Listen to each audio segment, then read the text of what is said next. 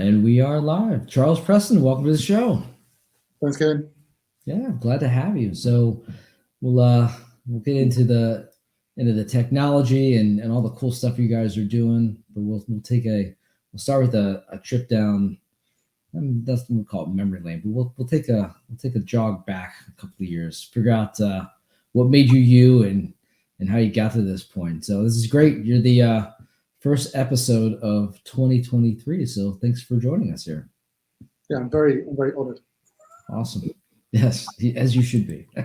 Now, all right. So look, as I mentioned, this is kind of origin story and kind of figure out you as a CEO and so let's take a jog down memory lane. So let's tell us where you're from, where'd you go to school? Let's kind of give us the old rundown there.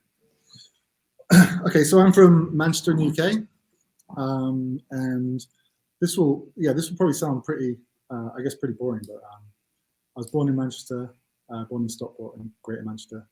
I grew up in Manchester. I went to school in Manchester, and our school system works a little bit differently in the UK than it does in the States. So, whereas you would say you went to college, I went to university.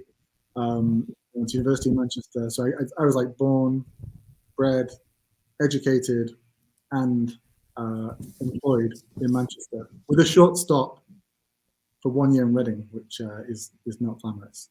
So very cool. So I guess, is it appropriate to ask which colors you wear when being from Manchester? I know there's a lot of divisiveness and between Manchester City and United. And do you have a preference? Yeah, so I am a lifelong Manchester United fan. Oh, all right, good deal.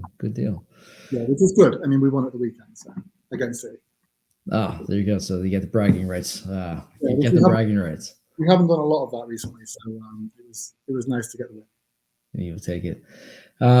So from Manchester, I guess let's get into the how do you get into tech? Like, what's the origin story? What's the story behind that? So, I did my degree in business and computing, and I always had an interest in computing anyway. From I guess I wouldn't say like an early age, but certainly through my high school years.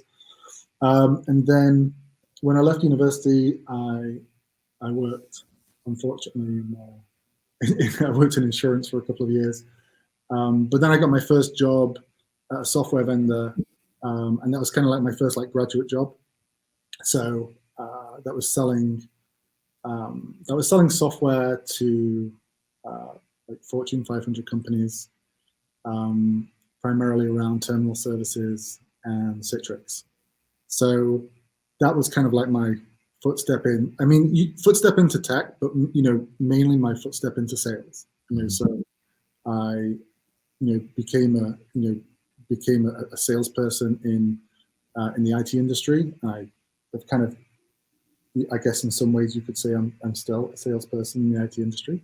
But yeah, that's how I got into it. So I worked for a company called AppSense for 7 years, and that's where the story began. Awesome. So you made the switch. Was it just what was it about the insurance industry that made you want to, or not acknowledge, or made you want to leave, I guess? Yeah, well, when I say insurance, I mean I was selling car insurance on the phone, like inbound calling, and because what happened is I got the job part-time while I was at university, and I just hadn't an aptitude for sales, and I felt when I left university that it'd be good to have an employment, a consistent employment record of being at the same place for maybe 2 or 3 years before I went in and tried to get a job elsewhere. So it was nothing particular about insurance as such, but there was obviously more opportunity to go and start selling bigger ticket deals in IT. So that's why I left. Got it. So was that the grind? I mean, was it just all inbound? Was it outbound or all inbound? Inbound. Yeah. So just gonna went and warm the seat for 8 hours. Oh my goodness. Yeah, got it.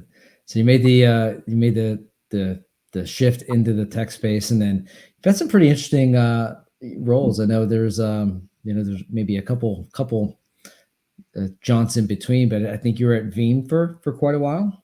Yeah, I was at Veeam for sort of between 18 months and 2 years, I think. Yes, that was good. Veeam, a great company, incredible software.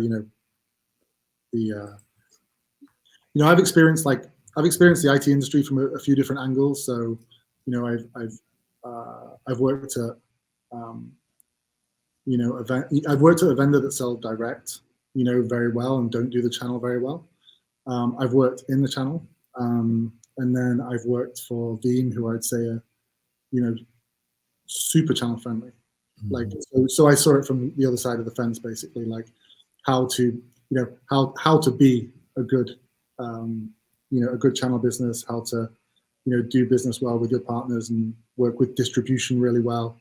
And so, yeah, it's interesting to kind of see the contrast between the two.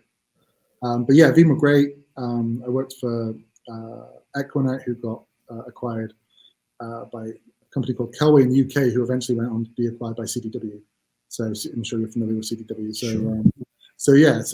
I've worked in the channel. I've worked at vendors, and I've worked in, I guess more recently before usecure at NCC Group, which is one of the biggest cybersecurity companies in, certainly the UK, Europe, and they've got a good presence globally as well. Yeah, so you're at that NCC Group, and I guess there was maybe a jumping off point where you said, "Look, I got to go out and start my own thing," or what were the events that led up to that? I mean, going out there and founding usecure, is it you saw an opportunity, or, a hole in the marketplace? Was it just, were you frustrated? I mean, what prompted the leap? Yeah, so there's a few things that came together when I was at NCC. So I guess aspirationally, I'd always wanted to set something up on my own. Like, I didn't know what I wanted to set up, but I had that, like a lot of people do. I had that kind of drive to think I could do something independently and and make something of it. It was just kind of finding the right idea. And then when I was at NCC Group are pretty much entirely a consultancy division. So they do a lot of pen testing, a lot of ISO consultancy, a lot of just general broader cyber consultancy. But it's all very, predicated on day rate business, right? So at that point we're kind of pre-GDPR, so we're a couple of years out from GDPR coming in. Obviously, it's a big shift in people's attitude towards compliance, attitudes towards cyber, attitudes towards data privacy. And when I was talking to customers, one of the things that we couldn't do is training was always delivered by a senior consultant, right? So we'd go into an organization, talk about training their staff, and it was always, right, we'll get a consultant in, and they'll charge X amount per day for X amount of days. Right? And there was so many issues with that in terms of, you might not get everyone in the room. It's very difficult to measure the kind of adherence and whether people have taken it on board. It wasn't very cost effective. At senior level consultants, very expensive to do that sort of thing. So that's kind of where the idea got born out of. It became apparent that, like, you could do this with technology, right? And that's not to say, like, I came up with the idea that you could deliver cyber awareness training via e-learning. It just seemed like there was a gap for it that kind of hadn't been filled yet. And when I look back at the market, then we were certainly we were just seeing the likes of Wombat and KnowBe4, like very, very early stage. For kind of like the heavy sort of drive from KnowBe4. So there was the US vendors coming into the market at a very early stage. There was GDPR on the horizon a couple of years out. And for me personally, like, I was kind of like just it was like critical point for me, because I just had my first kid. So it was either do it then, or just stay in the career I was doing, which was great. Senior salesperson at a great firm, making really good money, and I just, I took the option to start the company because I just thought, well, maybe I can come back to this if, whether it's with this company or whether it's with another company, but maybe I can come back to this anyway. Whereas the opportunity to start something is only going to get smaller as time goes on. Yeah. My wife was not happy with my decision. I can relate. I can certainly relate. Yeah, especially you go from something that's very very predictable, very steady state, and secure to starting your own thing. So take me through the early days. I mean, you kind of take the step off the ledge and get this thing going. What were the early days like? So, I mean, we took some friends and family investment. And by the way, I had no experience. Of doing this, so I just kind of learned along the way as to how we do this. So we worked with an independent software boutique company in Manchester to build the version 1 of usecure, and we did that on like a shoestring budget. And in its initial, in its initial version, it was security awareness training and simulated phishing. So that was what came out of the box. And I probably did what most most people do. I mean, I had a background in sales, so you kind of lean into what you're good at. So I think if you're a salesperson, then you can go out and win some business. If you've got a product, you can go out and win some business. Whereas if you're maybe if you're tech minded, you're probably going to end up with a better product at the start, but struggle with the commercial side. So I was like, right, we've got a product, and we had to go out and sell it because we didn't have any investment in the company outside of what I was putting in a small amount of investment, like I said, from friends and family. So the good thing in those early days is that obviously I had a big network of people that I'd sold to in the past. I had good relationships with, and I don't know if you've experienced this from when when you started at the agent, but you can kind of lean on those relationships at first, and you get kind of that first bump of initial orders, and really that kind of gave us the injection of capital that could take us to the next stage. So we went very quickly to from 2 staff to like 5 staff, and then. I mean, how far do you want me to, I could, like, usecure's not, I guess, that old. So. No, this is great. Keep going. I love it. I mean, because there's so many, it brings back so many memories for me, right? Yeah, early days. Yeah. And yeah, no, please keep going because this is great. But that early stage was really, just like I look back on that now, and I just think, how did that ever work? Like, how did I ever, how did I ever manage the stress? Because it feels stressful when I look back on it. I'm like, I wouldn't want to be in that position right now. But I also look back at it and think it was really good fun. Like, it was really good fun, kind of having something that was, a total unknown at that time, and just going out and kind of testing the water with it. And then, you really find out very, very quickly, like,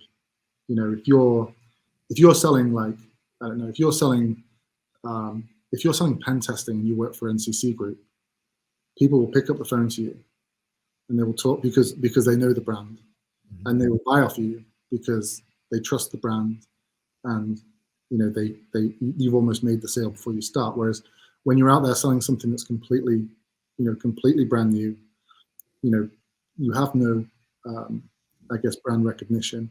You've got no kind of goodwill in the bank or anything like that, then you really find out whether people are going to buy your product or not.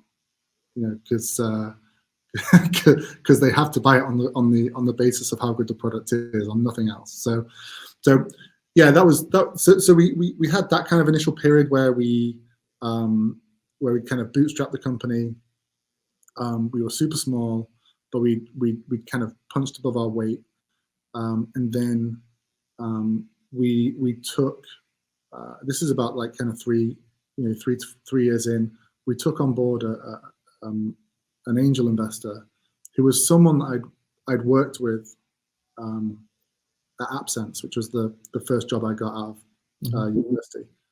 after the insurance stuff. My first proper graduate job. So someone I'd worked with previously. So he came on board, and that cash injection was kind of thing. It was a real pivotal point for the company because it allowed us to do a whole bunch of things. So it allowed us to bring development in house, which was massive. Having our own development team was just night and day between what we could do. It also allowed us to grow the sales team, which is super important. But it also allowed us to we took a look at the market at that point, and we were trying to kind of work out like where we fit, right? So we're obviously in this market where we were trying to sell to the mid-market, we were trying to sell direct, and we were going up against the likes of Wombat. I think they'd been acquired by Proofpoint maybe at that point, and the like, but mainly KnowBe4. So we looked at that and we said, well, we can continue that. We can continue operating like this, but this isn't a fight we're going to win long term. Right. So we looked at where we were strong, and we brought on maybe I think between 10 and 20 MSPs, and that wasn't because we'd gone out and targeted managed service providers. It was just because they'd come on, they'd seen our product, they liked the sort of focus on automation, the ease of use, and they picked the product up and gone and started using it. So we're like, right, well, maybe there's something. So we pivoted the business from being, a direct product selling to the mid-market to being a channel-led product selling via distribution to MSPs. Right? So it's quite a paradigm shift of, what this business looks like. We're selling the same product essentially, but how we were going to market completely changed. And luckily it was a great move. Luckily it worked out. Yeah. So how difficult was that pivot, right? Because there's multi-tenancy, there's enablement, there's different different business objectives, right? From the MSP versus selling direct. I mean, how difficult was that for you guys to transition? So it was like I'll say it was very difficult, but I'll caveat that and say we had a real luck with the timing of what we were doing because we were moving from an outsourced development function to an in-source development function. We took the opportunity to rewrite the platform from the ground up. Like we basically like put version 1 in the bin and just built and migrated to version 2. Wow. And because we were doing that, it meant that we didn't have to be held back by any of the legacy code that we had. So we built version 2 with multi-tenancy in mind, with all of the things, with an API that can connect into cloud market distribution platforms. So we were able to like almost make those decisions from like a greenfield standpoint, and that really helped. That that was absolutely. One of those things is just timing, right? It just happened that it fell at the same time that we decided to pivot. But that was so important because it meant that we weren't trying to sell a non-MSP friendly product into the MSP market. We went in with like everything that we'd learned and a new shiny version of our product that had all the things that we knew our partners wanted. Awesome. So you guys have scaled, exceptionally well over the last couple of years. Let's be a little bit more forward thinking now. Like, so what's this platform look like? What do you look like in 3 years from now? So, well, 3 years will go by very, very quickly. Yeah. So I'd love to say it's going to be totally different and stuff, and but I know the way development works. I know the way the market moves well. And I can tell you like how we're looking at the market, how we as like usecure are looking at what we want to do. So, we're if you were to look at like the product set, you'd say like we do security awareness, cyber and compliance training. We do simulated phishing. We do policy management, and we do breach detection. Right. So we have a portfolio not dissimilar to ID agents, right? So, so we have a portfolio of point point solution products. But on top of that, we have our human risk management algorithm, which is basically, we looked at it and said, these are the tools that you use to solve the problem, right? But what is it that you need to understand to really be able to have insight into what's going on in your business? And so what we did is we said, well, let's gather all the data from all the products, and we'll put that together, and we'll give some meaningful metrics out the back of that. So, what we're really looking at doing, and have been doing, is helping organizations to understand the human risk element within their business, and then they use the tools to kind of reduce that risk. So it's always that kind of I guess that mentality of the point solutions don't solve the problem the customer has. The problem the customer has is they want to grow, or they want to increase profit, or they want to increase headcount, or they want to reduce risk, and we help organizations reduce risk. So what does that look like in the next 3 years? Is we really want to expand on how we help businesses do that. So the human element, for all businesses, is just becoming more difficult to manage. I don't know how old you are, Kevin, but when I started off in IT, there's comparing that to now, in terms of the products we use, the products we bring into the workplace, the products we take home, the working from home, just everything's kind of blended now into one, and that's just one facet of how things have changed. So I think as times move, that will only get more difficult as we go. And for us, it's we want to make sure we keep up with that, but also keep providing solutions to help help our partners become it's about helping our partners protect their clients, of course. So help providing products that fit into their portfolio, provide value, help their products and help them improve their business as well. So I know you'll know that, and so in 3 years, I think we're on a growth path that is like double every year. So it's like double. If we can continue that over the next 3 years, that'd be incredible. My expectation is perhaps that it becomes a little bit harder. The bigger you get, the harder it becomes to kind of double the size of the business. Which perhaps that's okay, but we haven't got to the point where we haven't done it yet. So ask me in 3 months. I'll put a note down and do that. But like you're so right in that I see so many technologies, I see so many vendors that, and it's a challenge, right? Because you have to be extremely well funded, or you have to have had enough time in the space, and you have to build up enough capital to be able to do these kind of pivots. And the fact that you guys were able to hit pause and kind of dream it all up again, right, and build for where you wanted to go, that's huge, right? And the fact that you guys are at a platform, kind of that platform approach, layering in the human element. I mean, that's exactly where, if I was a prognosticator several years ago, I would have absolutely said this is exactly where it was going. Now, COVID and acceleration of distributed teams and stuff like that aside, I mean, it's exactly where this market was going a couple of years ago. And you guys, from a timing perspective, sounds like you guys have nailed it. Absolutely nailed it. Yeah, I think, and that's probably more luck than judgment. But timing's crucial, right? So, we made those calls at the right time. But I also think that, I think that we went into the MSP market with the right attitude as well. We went in with having the product first, and having an actual product for that market. I think made a huge difference to how we told our story when we went in with it.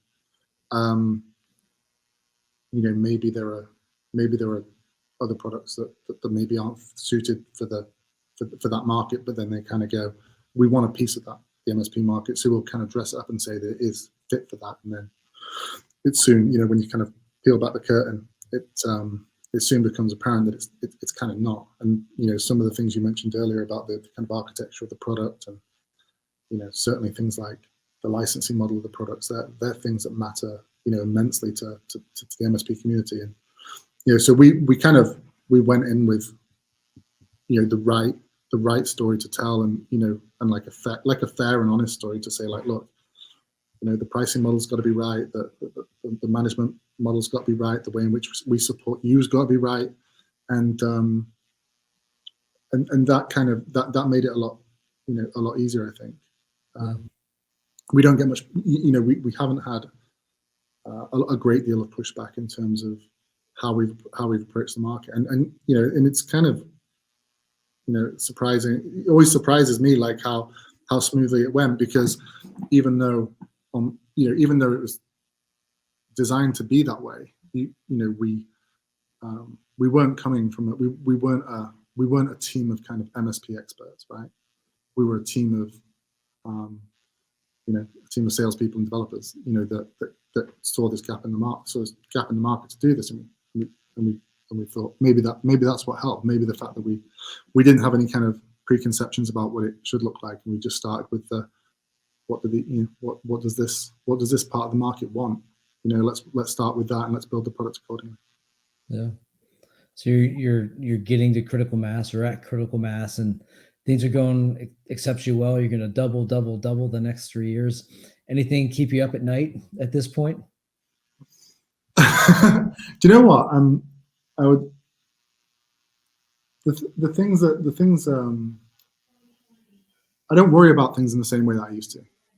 I don't know if you ever felt like that, but certainly, like I can remember, a number of times where, like, I have been seriously like stressed out about work, right? I can remember those times vividly, and when your company's early stage and it's operating much more hand to mouth, that can happen. But now, kind of now, not so much. I mean, I'm lucky that I had the team I work with here is just phenomenal.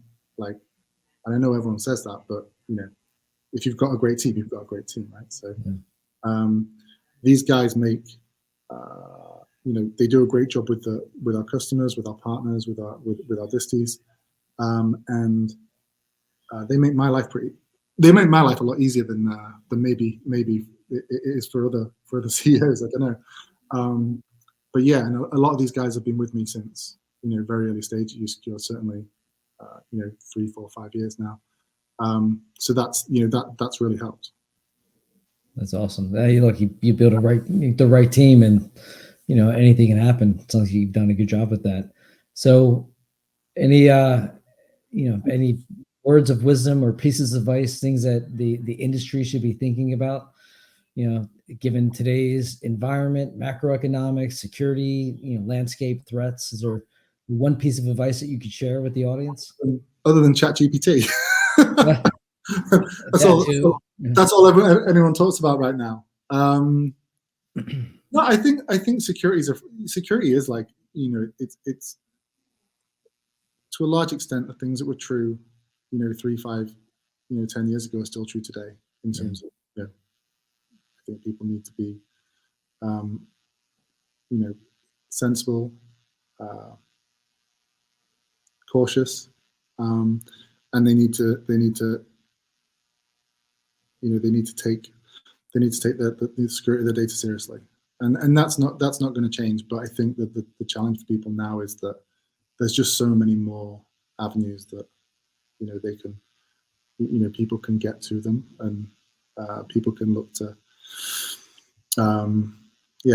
people can look to take advantage of them. And I think that's something that is a responsibility not only for all people who engaging with technology, but also companies like usecure and anyone working in cyber, that we have that responsibility back to be able to produce the products that can make that process a little bit easier.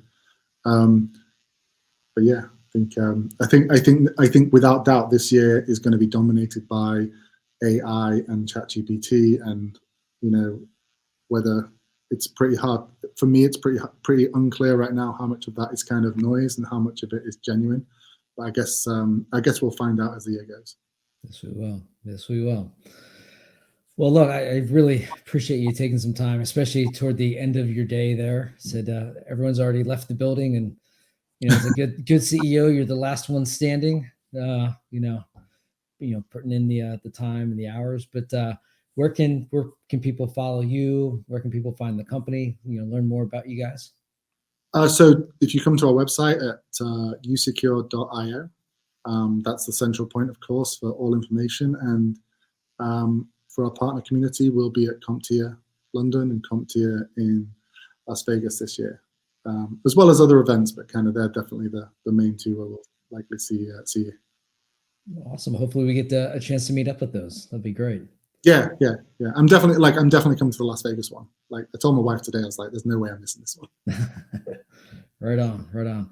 Charles, look, I can't thank you enough for being the first guest of 2023, and you set the bar pretty darn high. We've got I don't know, like 35 or 40 more of these this year, so they have to live up to the hype or the bar that you just set. So well done. Well, thanks very much. Really enjoyed it.